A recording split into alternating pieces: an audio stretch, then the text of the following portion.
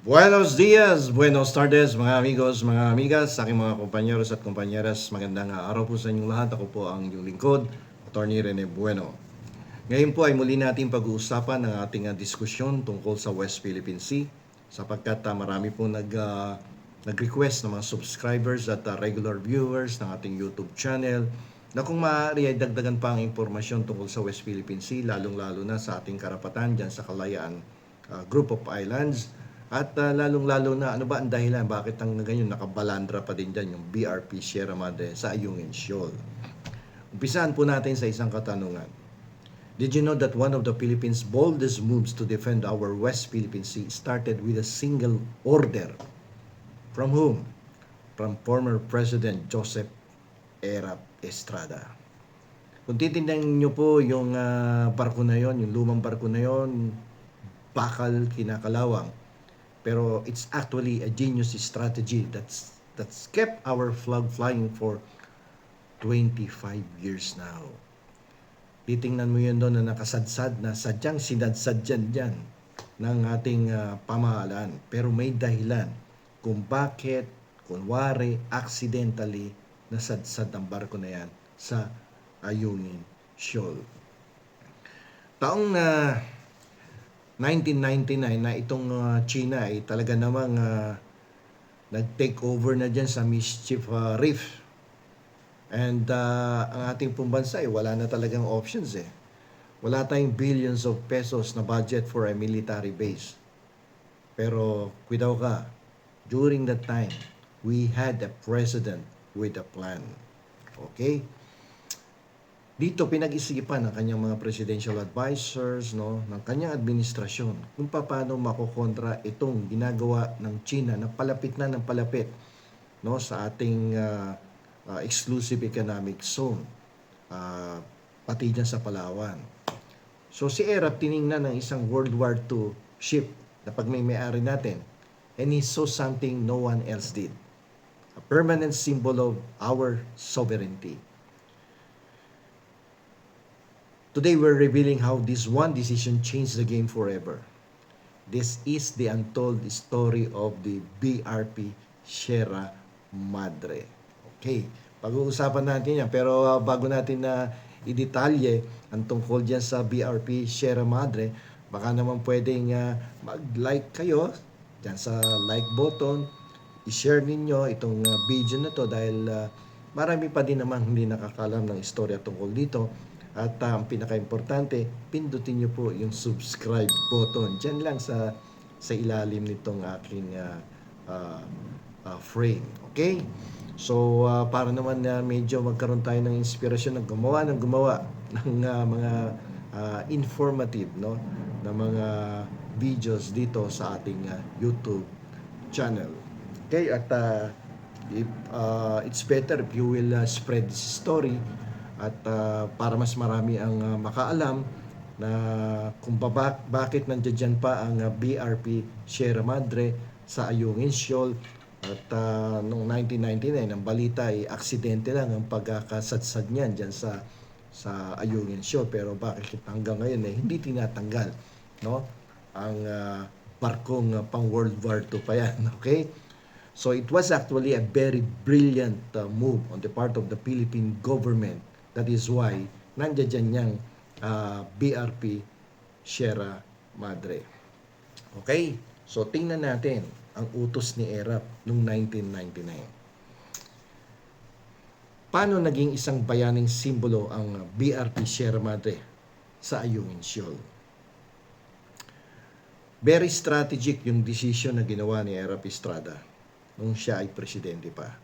Yung yung sinasadyang pasadsarin yung barko doon sa Ayungin Shoal. Alam nyo po, kasi yung barko na yon nagsisilbi talagang sa ngayon bilang tahanan ng soberenya ng Pilipinas. Ganun siya kaimportante. Si Erap, no, si Pangulong Joseph Erap Estrada, ang pinuno na nagbigay ng makabagong at makatatag na estratehiya para ipagtanggol ang karapatan ng Pilipinas sa West Philippine Sea. It was in July 9, 1999. Inatasan niya ang mga opisyales natin, no, diyan sa West Philippine Sea, na sadyang isadsad ang BRP Sierra Madre sa Ayungin Shoal. Isa po itong desisyon na ngayon ay kinikilala bilang isang henyong hakbang para itatag ang ating presensya at ipaglaban ang ating soberenya. Ganun siya kaimportante para sa ating bansa. Sa kanyang sariling mga salita noong panahong yon, binanggit po ni Pangulong Erap Estrada, and I quote, "Hindi natin kayang hayaan na basta na lang kunin ng iba ang mga lugar na dapat ay sa atin. Kailangan natin ng isang paraan na magpapatunay na ito ay parte ng ating bansa. Isang simbolo na hindi mawawala at hindi mababago." Okay, so yan ang kanyang mga binanggit na pananalita during his time as President of the Republic. So bakit kinakailangan natin ng mga ganong klaseng estratehiya? Bakit kaya? Ano kaya ang naging dahilan? Yung pong desisyon na yun ni Erap ay hindi po basta-basta yan. Ito po ay batay sa matinding pangangailangan at masusing pag-aaral ng sitwasyon. Kasi pinapaikot tayo ng China eh. Ginugulangan tayo eh. Kung ano-ano yung pinipresenta sa atin. Andiyan dyan yung 10-dash line, kung ano-anong historical background tungkol dyan sa Palawan, tungkol sa West Philippine Sea, no? Talagang gustong agawin ng China ang West Philippine Sea. Pero bago pa man ang utos ni Erap, inookupahan na ng China ang katabing Mischief Reef at nagsimulang gumawa ng mga pasilidad na pinangalanan nilang fishermen's shelters. Ngunit kalaunan ay naging military base na. So, inuunti-unti tayo actually. Ito ay nagbanta hindi lamang sa ating mga karapatan, kundi pati na rin sa seguridad ng ating bansa. Kasi napabayaan to noong nakaraang administrasyon eh.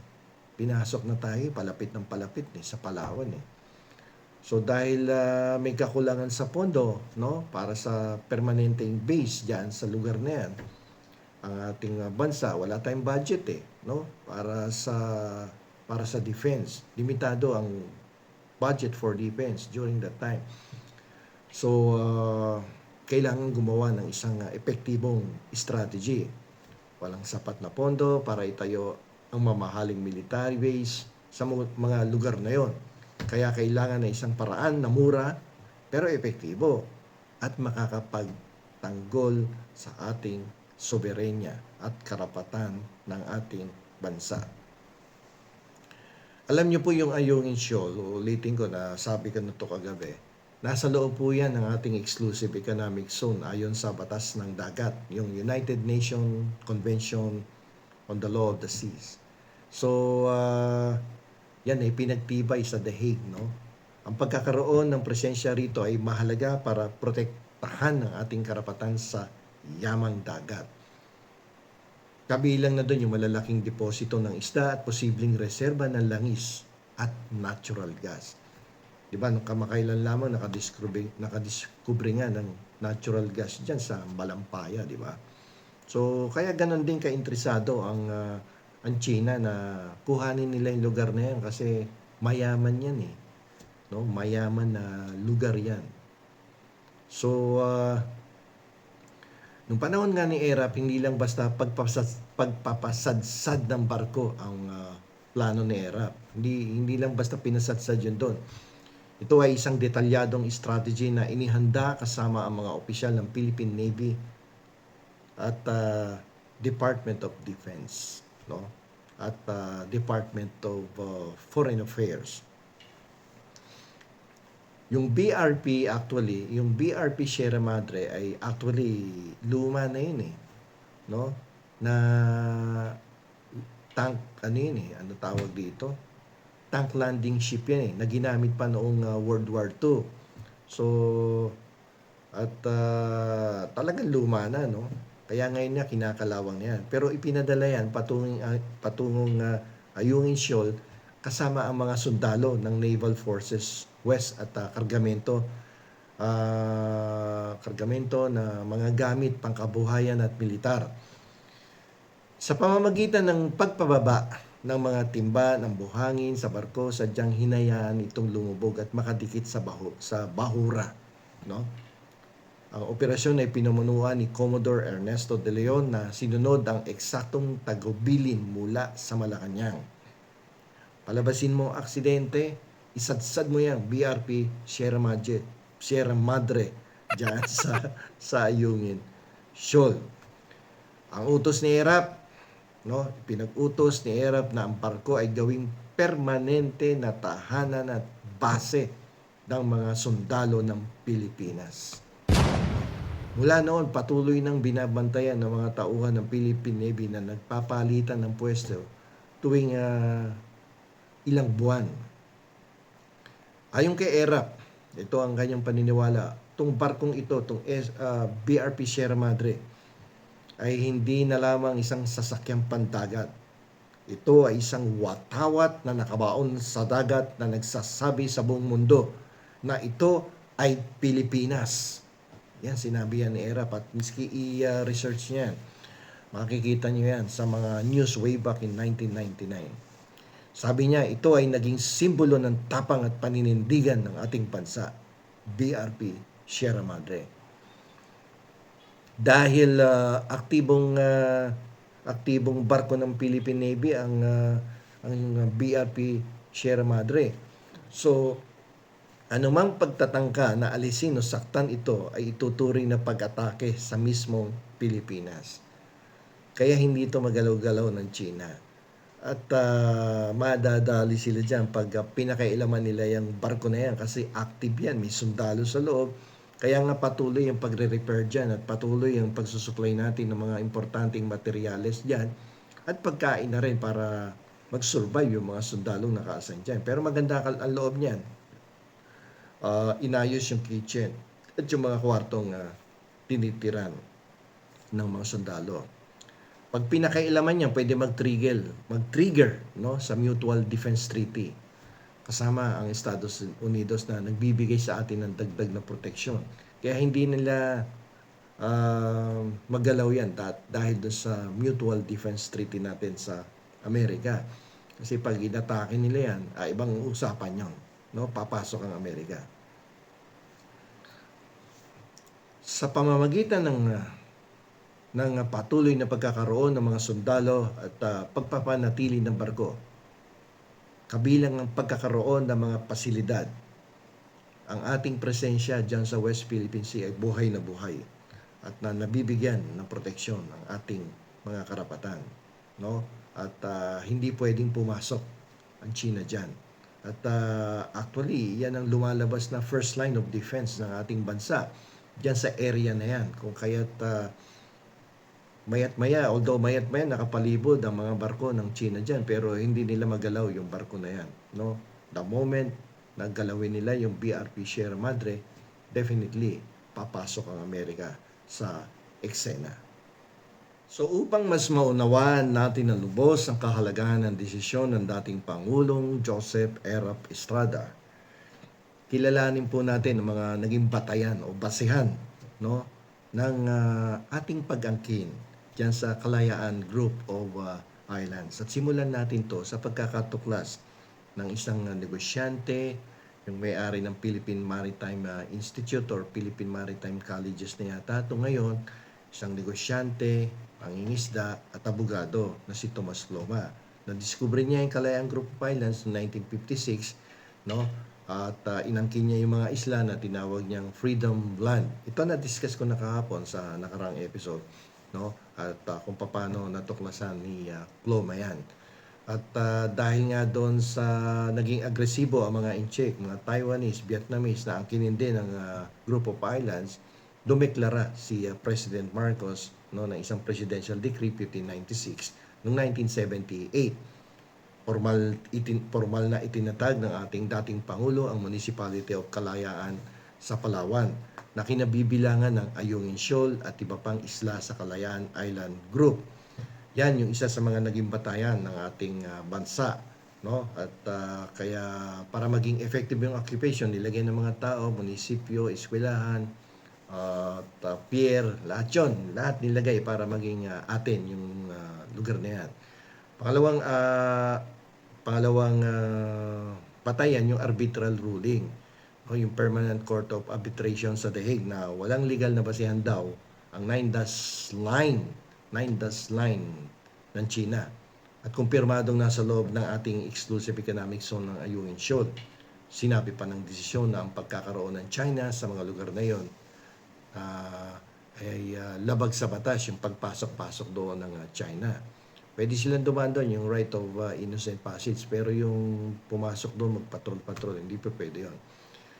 So, yung BRP Sierra Madre na yan, kaya nandiyan yan, yan ang nagpapatunay ng simbolo ng ating soberanya, yung ating pag-ibig sa ating bayan. Kaya nandiyan yan. Hanggang ngayon, nandiyan pa din yung BRP Sierra Madre sa Ayungin Shoal at patuloy pa rin binabantayan ng ating mga bayaning sundalo. Maraming sundalo doon sa barko na yon. So, nung nagpahayag si ERAP nung 2025, na sinabi niya na nalulungkot ako na hanggang ngayon ay kailangan pa rin manatili doon ang ating mga sundalo. Ngunit pinagmamalaki niya rin, sabi niya na sila ay patuloy na nagtatanggol sa ating bansa. Para sa kanya, sabi ni ERAP, ang barkong iyon ay patunay na hindi tayo susuko. Yung naging strategy na yon ni ERAP, no, na kunwari aksidente na isinadsad yung barko sa Ayungin Shoal, yung BRP Sierra Madre, ay isa pong ebidensya, isa pong pagpapatunay na epektibo yung kanyang ginawa in 1999. Dahil pinapanatili nito ang ating presensya sa lugar na yon sa loob ng mahigit ng 25 years nasa 26 years na yata. Ayan ay nagsisilbi din yung babala sa sino mang gustong saktan ang ating mga karapatan sa area na yan. So hindi ka basta pwedeng pumunta dyan. At yan ay nagbibigay ng inspirasyon sa mga Pilipino na ipaglaban, no, ang kanilang mga karapatan. At yan ay nakatulong yan na makakuha ng suporta mula sa ibang bansa na naniniwala sa katarungan at batas ng dagat. At kung maalala nyo rin, ngayon yung mga pumupunta dyan sa area ng Ayungin Shoal, sa Kalayaan Group of Islands, may mga camera na silang dala, may mga drones, di ba? Para may katibayan tayo kapag lumukol-lukot itong mga inchik na to, may pakikita tayo sa ibang bansa na talagang sila ay agresibo at nagbabiolate ng ating mga karapatan dyan sa West Philippines Sea. Kaya kung mapapansin nyo, hindi sila masyadong makakilos ng husto, no? Although patuloy ang pambobomba ng tubig sa ating mga mangingisda. So yung utos ni Pangulong Joseph Estrada na ilagay ang BRP Sierra Madre sa Ayungin Shoal ay hindi lamang po isang desisyon ng isang pinuno. Ito po ay isang pamana na nagpapakita ng kung paano maaaring gamitin ng katalinuhan, pag-iisip at pagmamahal sa bayan para ipagtanggol ang ating teritoryo. Ito po ay patunay na hindi kailangang magastos o marahas para manalo sa isang laban. Kailangan lamang ng tapang, talino at malakas na pananindigan. Tulad ng sabi ni ERAP, ang ating soberanya ay hindi nabibili o naibibigay. Hindi yan pwedeng ipamigay. Katulad ng gusto ng ilang mga opisyalis ng ating pamahalaan. Uulitin ko, ang sabi ni ERAP, ang ating soberanya ay hindi nabibili o nabibigay o binibigay sa ibang bansa. Ito ay ipinaglalaban at pinapanatili ng bawat Pilipino. So, ganito na lamang po. Ako pong muli ang inyong lingkod, Attorney Rene Bueno. Attorney Bueno, law and beyond. Learn the law, know your rights.